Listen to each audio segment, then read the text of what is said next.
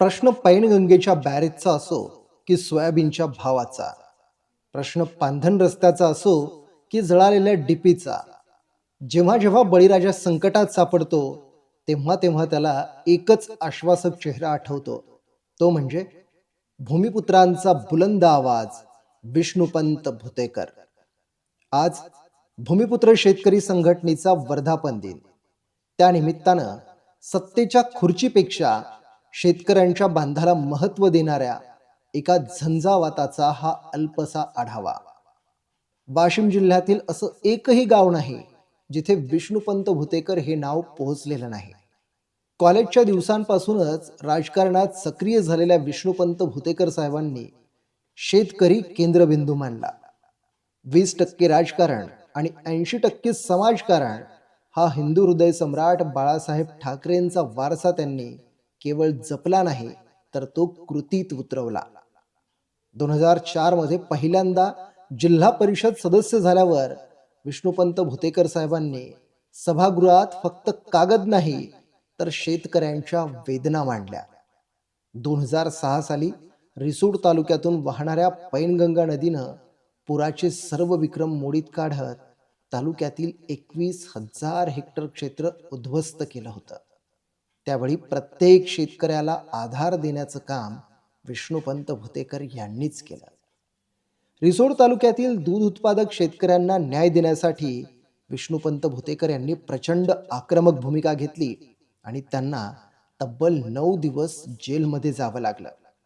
पुढे अनेक वर्ष ह्या खटल्यासाठी त्यांना कोर्टाच्या पायऱ्या झिजवाव्या लागल्या. मात्र त्यांनी शेतकऱ्यांसाठीचा लढा सुरूच ठेवला. 2006 ला महावितरणच्या अनागोंदी विरोधातील आक्रमक आंदोलन रिसोड तालुक्यातील वीज समस्या सोडवण्यासाठी महत्त्वपूर्ण ठरलं. कर्जमाफीसाठी केलेल्या 2007 मधील ऐतिहासिक मुंडन आंदोलनानं नियमित कर्ज भरणाऱ्यांना विष्णुपंतामुळेच न्याय मिळाला. सुपीक मातीनं समृद्ध झालेल्या रिसोड तालुक्यात साक्षात गंगा वाहते, पण पावसाळा सोडला तर उरलेले 8 महिने पाणीच राहत नाही. हे पाहून विष्णुपंत भुतेकर यांनी पैनगंगेवर बॅरेज बांधण्याची संकल्पना मांडली आणि शेतकऱ्यांना जाग करण्यासाठी पैनगंगा परिक्रमा काढली. ही परिक्रमा महागाव येथून सुरू झाली आणि 7 दिवस मजल दर मजल करत 40 गावात जनजागृती करून 120 किलोमीटरचा प्रवास करत महागाव येथे संपन्न झाली. नुसती परिक्रमाच काढली नाही तर तत्कालीन जलसंपदा मंत्री अजितदादा पवार यांच्याकडे सातत्यानं बॅरेजसाठी त्यांनी पाठपुरावाही केला. शिवसेना, राष्ट्रवादी काँग्रेस, शिवसंग्राम असा राजकीय प्रवास करताना विष्णुपंत भुतेकर यांना एक गोष्ट प्रामुख्यानं जाणवली, ती म्हणजे सर्वच पक्ष शेतकऱ्यांच्या बाबतीत केवळ सोयीची भूमिका घेतात.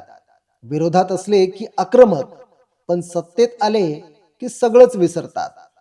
त्यामुळं शेतकऱ्यांच्या हक्कासाठी लढणारी चळवळ अधिक तीव्र व्हावी यासाठी त्यांनी भूमिपुत्र शेतकरी संघटनेची स्थापना केली.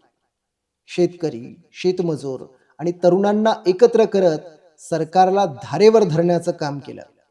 विविध आंदोलनं, मोर्चे, रास्ता रोको केले, पण सगळ्यात जास्त गाजली सोयाबीनच्या भावासाठी रिसोड ते वाशिमच्या जिल्हाधिकारी कार्यालयावर काढलेली पदयात्रा. तळपत्या उन्हात आपल्या शेकडो सहकाऱ्यांना सोबत घेऊन 2 दिवस 50 किलोमीटरचं अंतर पैदल कापून जिल्हाधिकारी कार्यालयासमोर सोयाबीनची होळी करून सरकारच्या शेतकरी विरोधी धोरणाचा निषेध केला. नदीजोड प्रकल्पामध्ये वाशिम जिल्ह्याचा समावेश करावा यासाठी 20 फेब्रुवारी 2024 पासून जिल्हाध्यक्ष रामेश्वर अवचार यांच्यासह जिल्हाधिकारी कार्यालयासमोर आमरण उपोषण केलं. अखेर जिल्हाधिकाऱ्यांनी मुख्यमंत्र्यांशी बोलून लेखी आश्वासन दिल्यानंतर सलग 4 दिवस चाललेल्या या उपोषणाची सांगता झाली. मागील वर्षीच्या खरीप हंगामात मोठी अतिवृष्टी झाली. याचा सर्वाधिक फटका रिसोड तालुक्याला बसला. अनेक शेतकऱ्यांना दुबार तिबार पेरणी करावी लागली. त्यामुळे रिसोड तालुक्यात ओला दुष्काळ जाहीर करावा यासाठी तहसील कार्यालयावर विष्णुपंतांनी भव्य मोर्चा काढला. या मोर्चात हजारो शेतकरी सहभागी झाले होते. 24 सप्टेंबर 2024 रोजी त्यांच्याकडे रिसोड कृषी उत्पन्न बाजार समितीच्या सभापतीपदाची धुरा आली आणि परिवर्तनाचं चक्र फिरू लागलं. केवळ खुर्चीवर न बसता त्यांनी हळद आणि चिया खरेदीचा ऐतिहासिक शुभारंभ केला. उत्कृष्ट हळद उत्पादक शेतकऱ्यांचा सपत्नीक सत्कार करून त्यांच्या कष्टाचा सन्मान केला. बळीराजाला नव्या पिकाकडे वळवण्यासाठी सवलतीच्या दरात चिया बियाण्यांचं वाटपही केलं. आज ही बाजार समिती केवळ व्यवहाराचं केंद्र राहिलेली नाही, तर ती शेतकऱ्यांचा आधारवड बनली आहे. वाशिमच्या मातीत रुजलेलं भूमिपुत्र शेतकरी संघटनेचं हे रोप आज विदर्भ मराठवाडा ओलांडून सांगली, सातारा, कोल्हापूर पर्यंत जाऊन पोहोचलंय. 10 जिल्ह्यातील हजारो कार्यकर्ते आज विष्णुपंतांच्या एका हाकेवर रस्त्यावर उतरून शेतकऱ्यांसाठी लढतात. विष्णुपंत भुतेकर म्हणजे केवळ एक नाव नाही, तर तो संकटात सापडलेल्या शेतकऱ्यांचा विश्वास आहे.